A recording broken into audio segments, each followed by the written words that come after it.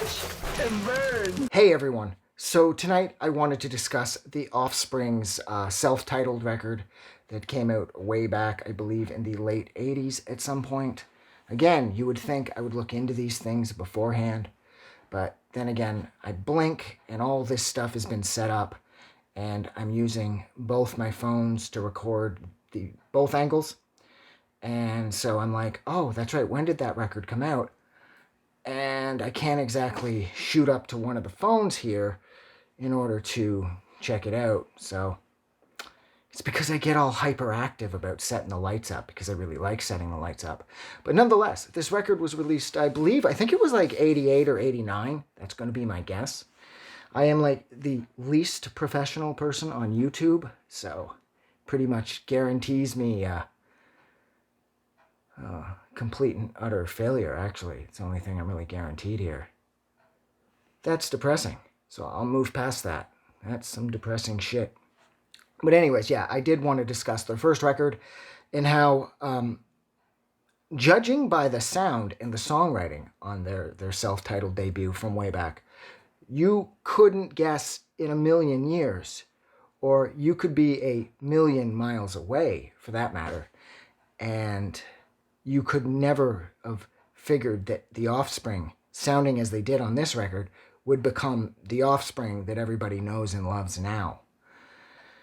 Not a single track on here gives us any indication that Dirty Magic was to follow, Self-Esteem, Come Out and Play, Gotta Get Away, Gone Away, A Million Miles Away. That was the joke I made a minute ago. If you didn't get that, A Million Miles Away is off of Conspiracy of One. This record is good, but it's not, like, amazing because I heard it out of sync. Of course, it wasn't like I was following the Offspring from their jump. This was self-released, I believe, through Nitro, which is the Offspring. I think it's Dexter specifically. I think it's Dexter's label.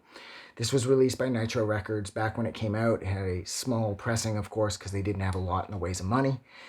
So I had no idea who they were back then. I got into the Offspring pretty much like everybody else back in 94, 95 through Smash with Self-Esteem, Gotta Get Away.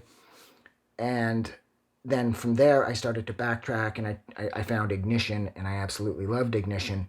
And then I found this after Ignition, and it's funny because the comparison that I'll make here is sort of like, it's like Metallica's Kill 'Em All. Like, your first introduction to Metallica is probably going to be Master of Puppets or And Justice for All. And you're going to fall in love with those records because they're perfect. And then you're going to track down Ride the Lightning, and it's a little more thrashy. It's a little like, oh, what's going on with Hetfield? Uh-oh, lost a light. You're going to start to feel that, like, oh, Hetfield's voice is a little strange here. And, oh, lost another light. Things... All right, what is this? There a fucking ghost in the room or something? What are you, draining the power? How? Did I have them on for, like... That doesn't make sense. But anyways, doesn't matter. Songs like Trapped in Ice, you're like, oh, Hetfield's voice is a little off. And then you track down Kill 'Em All, and you're like, what the fuck is this? It's still cool, and it's got a bunch of awesome songs on it, but it's not the Metallica you fell in love with, and it does take some time to kind of wrap your head around his higher-pitched voice. And, I mean, Whiplash is on there, and Hit the Lights, and the Four Horsemen, and, I mean, that record's amazing, but nonetheless... And you could argue the same thing about the Offspring's first one. It's kind of got that same sort of Kill 'Em All vibe to it in the sense that, like, whoa, what is this?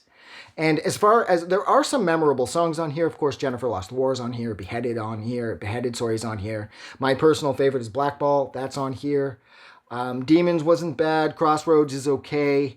But this record, I wouldn't really say is like a keeper from the Offspring. This record is good, but it's pretty much the Offspring record I never listened to. And I imagine I'm not the only one who feels that way.